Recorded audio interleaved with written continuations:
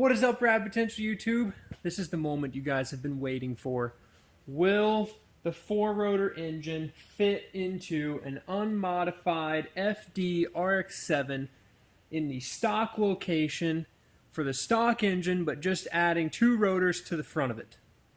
We're going to answer that question very shortly. So, I have removed radiator, condenser, power steering cooler.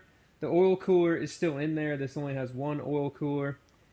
Fuel lines are still chilling. Transmission is in the stock location, still hooked to the power plant frame. The goal for today is to attach the 4-rotor to the transmission and see how it relates to where the stock engine was. So we're going to utilize the stock engine mounts on this engine. Most likely not an actual stock engine mount itself. So this is an REW rubber engine mount with a neat little heat shield thing so you don't cook the rubber off. These mount to the rear iron like so on the stock FD engine. The 4-rotor is going to mount the same way. So it is going to be fully unsupported all the way to the front. This is just going to be hanging out here.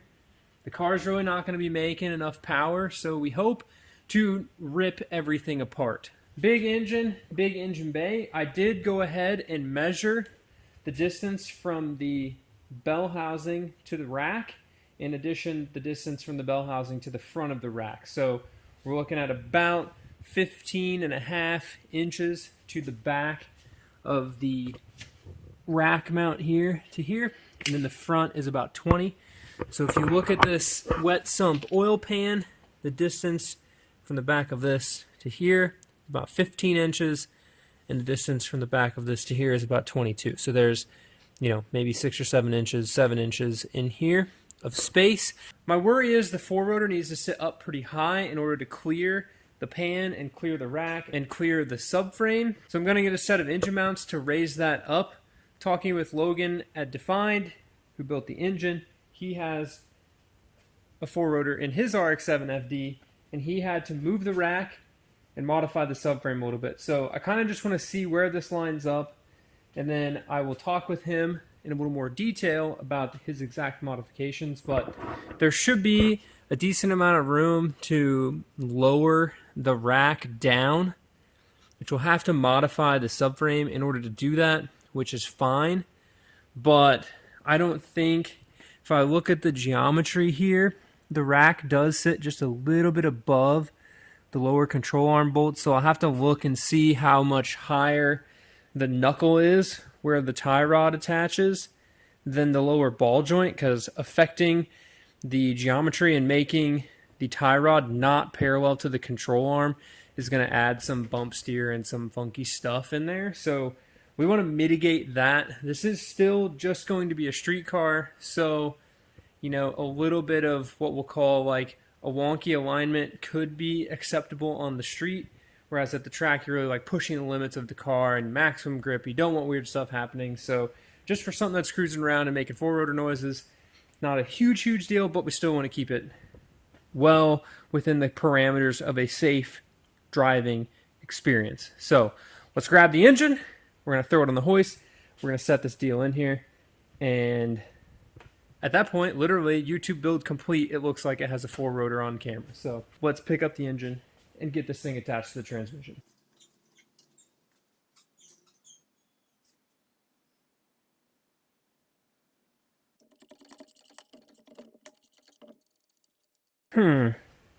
Well, it's attached and sitting in there.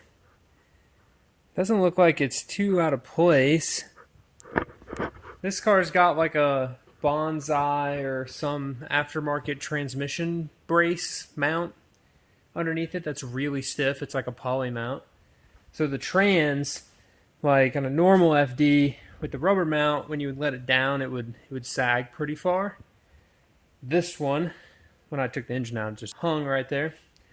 So jacking up the trans with my floor jack, I didn't have that much vertical up and down motion here. So it's probably good for right now, so that way the trans is closer to like the optimum drive shaft angle. Fortunately, have another FD that we can look at, make sure input U-joint, or I guess the power plant frame angle relative to, you know, I guess the power plant frame is going to keep the drive shaft angle the same because it holds the back of the trans and holds the diff, so it's just going to keep that the same. So I guess it's not really that big of a worry, but maybe the shifter location could be just a teeny bit different. Like if I've raised the engine up, it's going to kick the shifter back. I don't know. We'll see.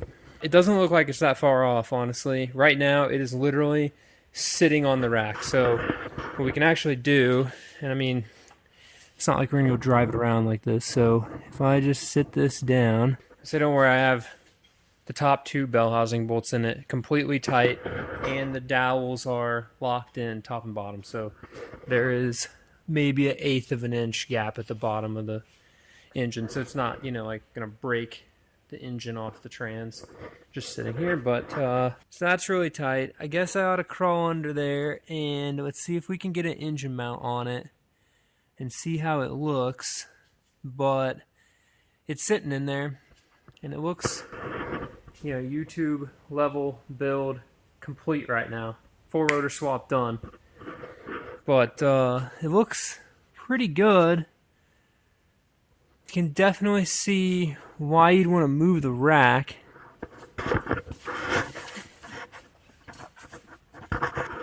We're basically resting on this fitting right here. That's really tight to the subframe right there. So that pinch weld on the back of the pinch weld on the back of the subframe is gonna have to get cut off. Maybe just go ahead and. So if I'm going to lower this, I think I'm going to have to cut and plate the back of this subframe to recess it for the front of that oil pan. I don't really think I'm that much higher than stock, but it'll be hard for you guys to see. But if you look at where the engine mounts are, I think the gap there from the bottom of the pan to the engine mount is much higher. The next big question, and this video is kind of just like my proof of concept-ish, what I need to change video. So, and then we'll move forward with cutting and changing and modifying the stuff that we find in this video.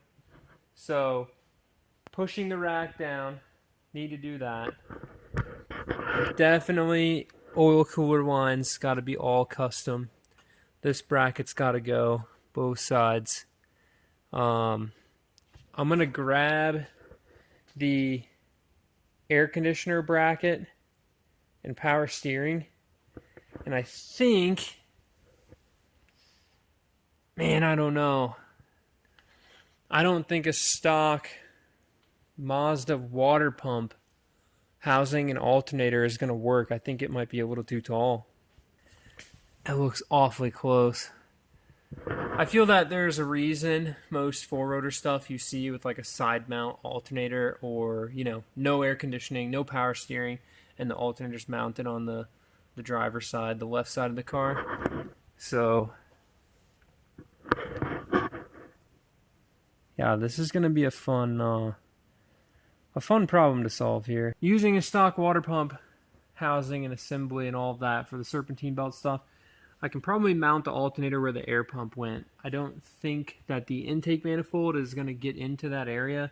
That'll have the alternator further forward, and it's about the same size as the air pump for an FD. So if I can put the alternator off to the side, that gives us the clearance for the hood, because if you think about it, that hood, I mean, it's going to be right in here, so I don't think that that's going to clear. As far as the power steering pump, it generally sits below the alternator. So let's go over here and look. So you can see here, much lower. Alternator is a whole 3-4 inches higher. Alternator can come over and go where the air pump is. So as far as its depth, it's about the same size. So I have to recreate a bracket of sorts to mount it off of the air pump mount, and it might have to tension off the bottom. As long as we can keep the wiring protected, I think that will work. This side, it's looking like I have a whole compressor width sticking out there with the pulley. So 5 3/4 inches to the mounting surface. I've got about 6.5. So not bad on the AC compressor and the power steering pump. I think that stuff's going to work. So the radiator brackets are down here.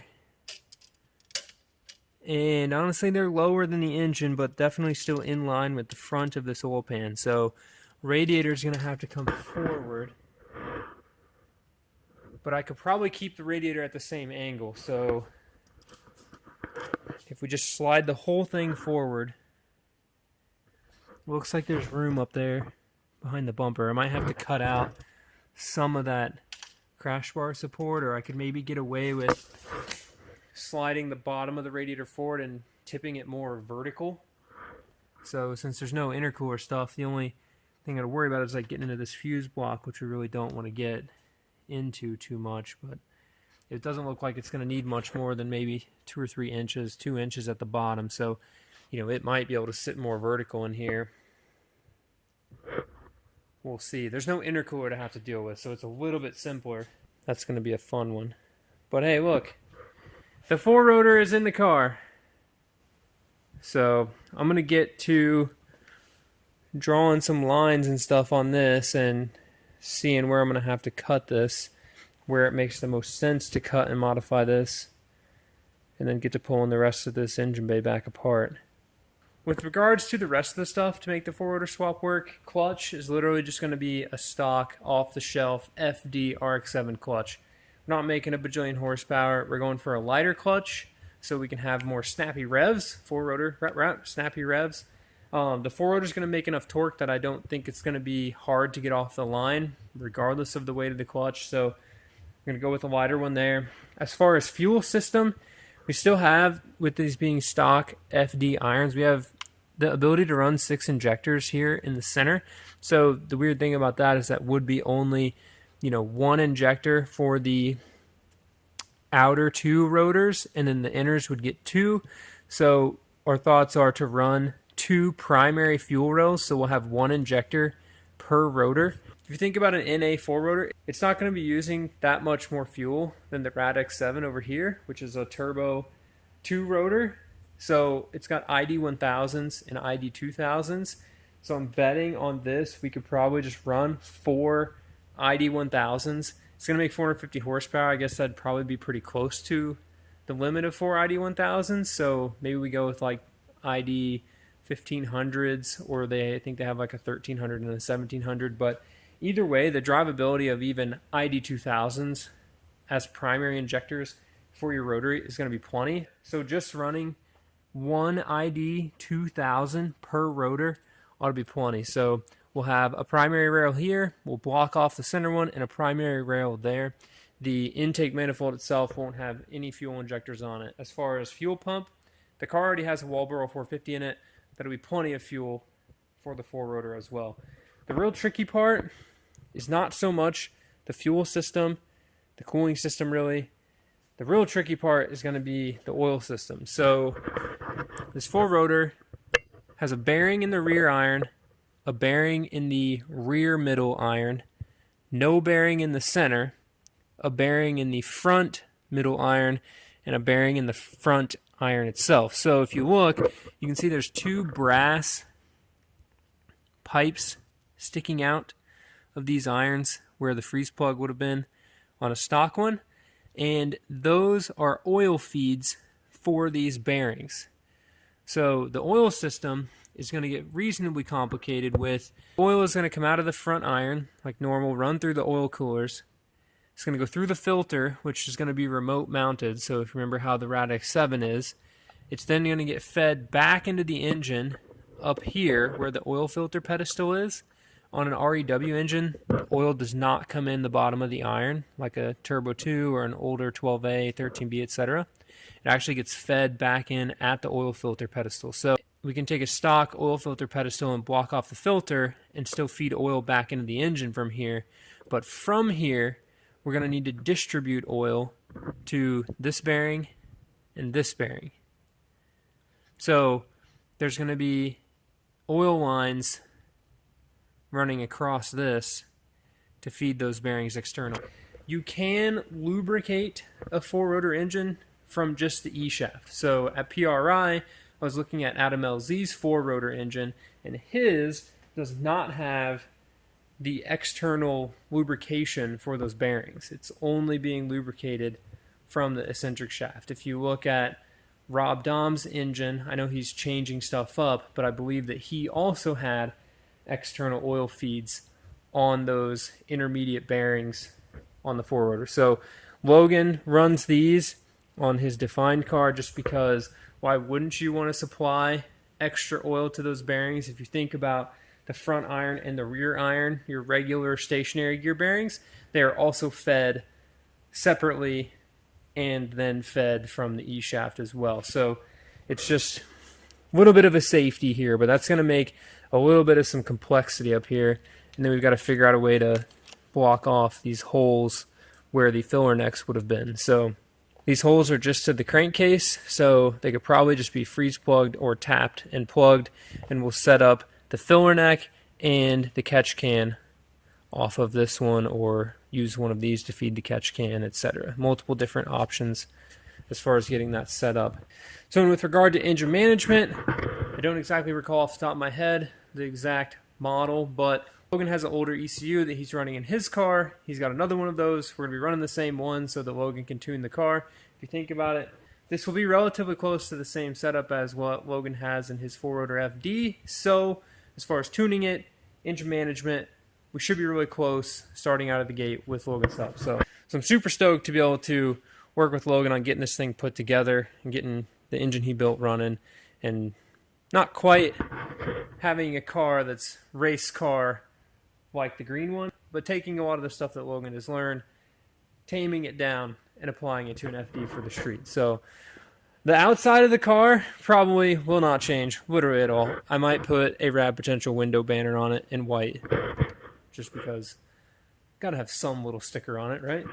But otherwise, I'm stoked. This thing fits in here. It fits a little better than I had hoped, but I'm really curious to see how that engine mount situation looks. So let's slide under there and see if I can't fit an engine mount in there. Alright, so my curiosity. This is the stock FD engine mount, and me pushing it flush. Pushing it flush in the subframe, it basically is sitting flat on the oil pan. So right now, with the 4-rotor resting on the rack, the stock engine mount would work or bolt in very close. So I think a combination of maybe lowering the rack a ½ inch or so and raising the engine a 1/4 of an inch from stock, maybe. There's a lot of different engine mounts we can go with to kind of get this situated. So we'll kind of figure that out here the next few days or so. Get some stuff ordered. I know it's the holidays, but get some stuff ordered. I'm just excited to I've never put a 4-rotor engine in one of these cars before. Never touched a 4-rotor engine before in my life until this one, which I can touch as much as we want. But now I kind of understand a little bit better the scope of what it's going to take to get this in here in the situation that we want. So need to get engine mounts ordered so I can cut the subframe and get the engine mounted. Once the engine's mounted, then getting the intake manifold on there, getting the exhaust on there and building an exhaust, doing all the peripheral stuff, I think it's going to be relatively easy. So literally, we're not even close to being done, but proof of concept, accepting the scope of work, knowing what the proposal is, complete. So with that, yeah, that's going to be the end of this video. I'm stoked this thing's sitting in there. Day one of sitting this thing in here, I was definitely not intending to just go ham with an angle grinder. So I'm happy to see how this fits in a stock FD, but it's definitely going to take some massaging. And the next video after this is chopping engine mounts, getting this thing fitting. So with that, thank you guys so much for watching. I know these first 2 videos was not like crazy progress, boom, the thing runs and we're wiring it and everything's figured out, but when you go and you want to learn how, or you want to build your own car, or you want to swap engines and other things and stuff like that, in my head, I would want to see somebody do just this, which is sit it in there, take a good visual assessment of everything, and figure out what they've got to do to get the engine swap to work. Not just like they already have it all figured out and things happen and you don't get to see it in the video. So this is kind of my thoughts. In addition to putting this stuff out there, there's people who have done this before. So if you've seen people who have done this and you can recommend a better way for us to do it here, then drop that in the comments below. Any information is much appreciated. That is definitely 100%. One of my favorite things in life is to be a beginner at something. Then you really have to kind of be humble and take a step back and listen and learn from those around you. So this is definitely, as much as I know rotaries and 2 rotors, and there's 25 rotors on the wall and 3 other rotary cars in here, this is still uncharted territory for me. So I'm excited, 100% excited to really dig in and learn how this multi-rotor stuff works, because you never know what other projects could be brewing, especially for how long this one was brewing. So with that, thank you guys so much. Have a wonderful holiday season, and we'll see you guys in the next one. Keep it rad. Dang.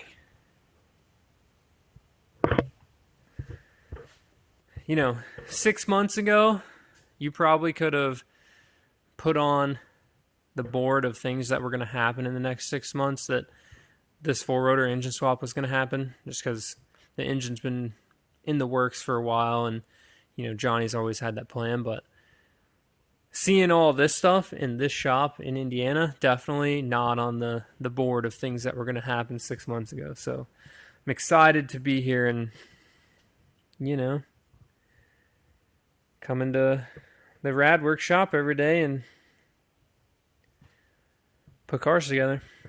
I had to go get the dog so we can make the dog jump. Hey, Letty. It's a 4-rotor sick. Yeah. A rotary car's awesome. Come on, jump. Yeah. Do you like being out on the ranch, digging up groundhogs and moles? Yeah. All the big land to explore stuff? Come on. You gotta jump. Jump.